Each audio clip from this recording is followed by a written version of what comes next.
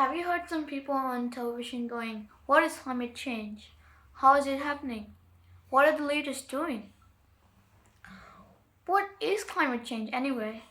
So, climate change is an extreme case of global warming.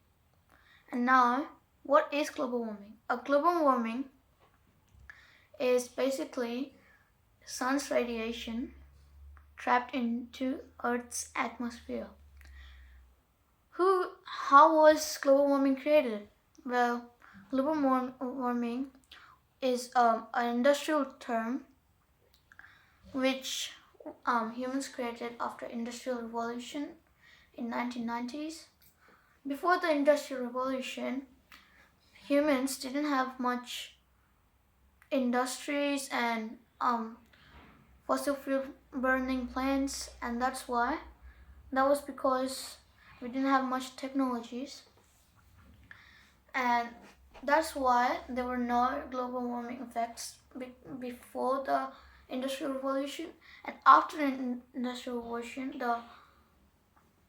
the greenhouse gas emissions have gone up several degrees. So what is global warming in the sense of climate change? Global warming is just a lower case of climate change, where global warming just hits the earth, and then after some time that heat converts into climate change, and then we have catastrophic triggers like floods, disasters, and etc. How does it affect us? Well, global warming is basically climate change, so it's obviously going to end humanity if we don't stop it. Now, this led us to two questions. The first one is, how does climate change affect us? Second is, why is no one trying to stop it? First, let's start with number one. The question is, how is it affecting us? Well, as you know, the major reason of climate change is global warming. And how is global warming happening? It's because of burning fossil fuels. Global warming is a term when radiation of the sun radiates to the earth and it can't go out in order to keep the earth in a better climate. The greenhouse gases like carbon dioxide and nitrous oxide are harmful substances which mix up with the air and the atmosphere, which block the radiation and keeps on heating the earth. Which, if we don't stop it, then of course first thing we're going to end humanity. And if we try to stop it, well, we have less time. We have to do something. We have to do something about it. And if we fail in doing this, then our next generation is going to ask us, why did you do this? How did this happen? And we won't be able to tell anything to them. Now, let's move on to the second question. Why is no one trying to stop it? Why is no one trying to talk about it? Okay, so the world leaders pretend that they know everything. They know how climate change works, they know the solution, they know about global warming, they know about the greenhouse gases. But can I tell you the truth? They are not. They are just pretending and telling public that they're trying their best, but in reality, they're just saving their money. There are a lot of reasons why they do that, because we can't predict what is the reason we're doing it. So some of the reasons may be like,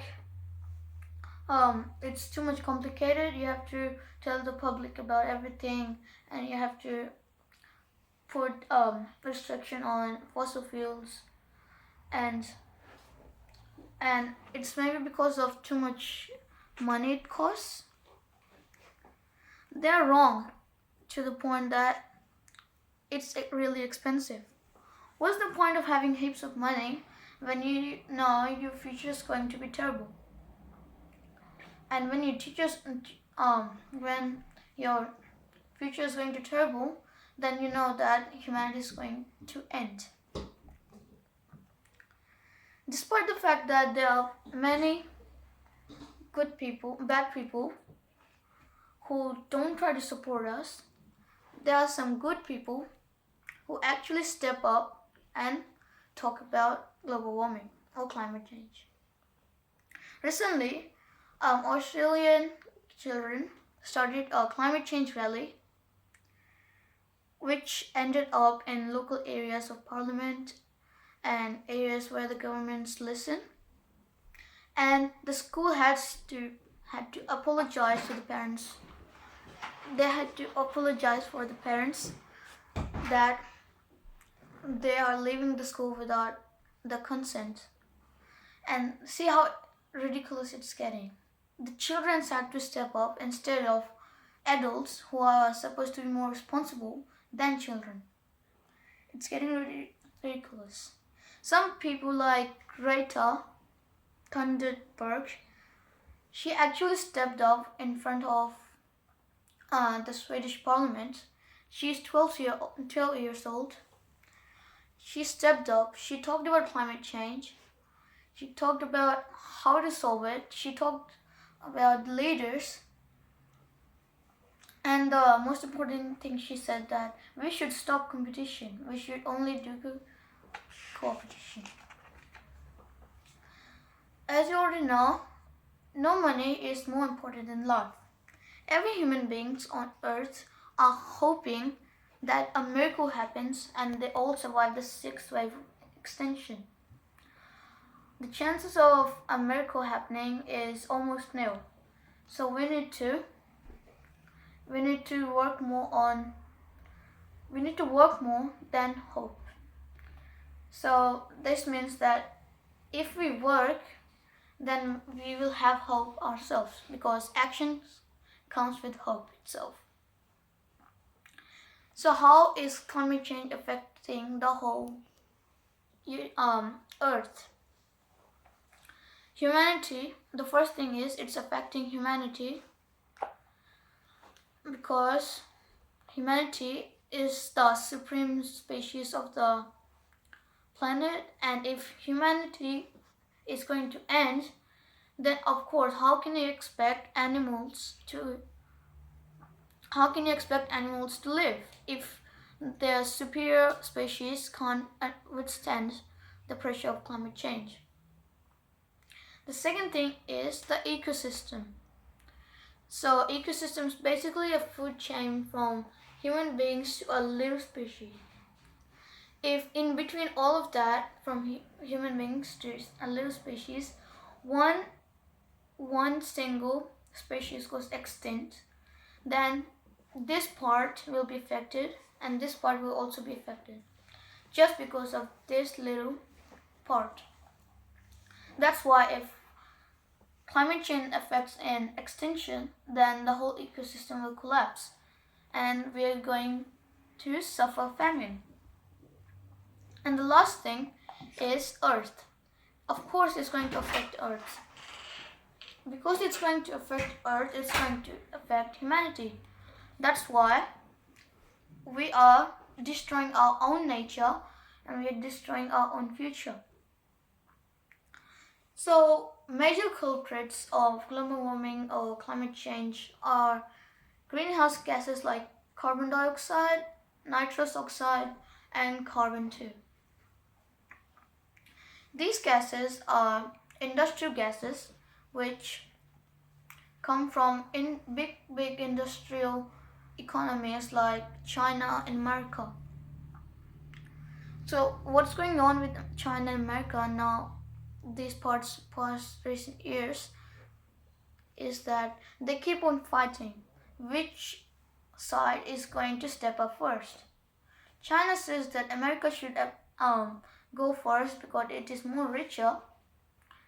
Whether America says that China has more greenhouse gas emissions than itself, so China should step up first.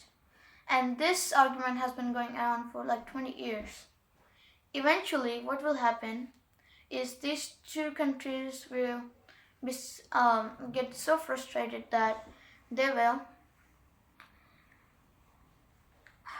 get so frustrated that they will stop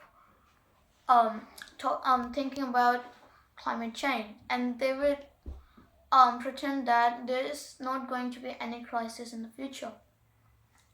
And if richer countries don't help in climate change, then you can't expect low and middle income countries like India and Vietnam to help either.